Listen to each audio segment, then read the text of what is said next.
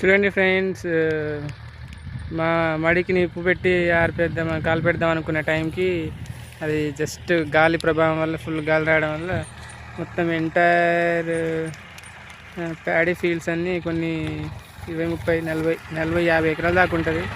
అన్ని ఎకరాలు మొత్తం మాడి మసి అయిపోయినాయి. ఇటు పొలాలు ఉన్నాయి, అటు కూడా పొలం ఉన్నాయి.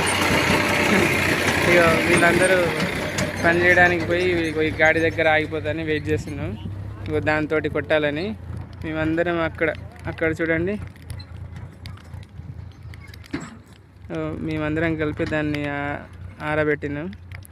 మా పొలం మా నాన్న కాలబెడదాం వద్దు అన్నా కూడా పోయి జరగాల్సిన 2 పనులు జరగకుండా పనికి మాలిన పని ఒకటి పెట్టుకొని ఇది ఇట్లా కాలిపోవడానికి రీజన్ అయ్యిండు.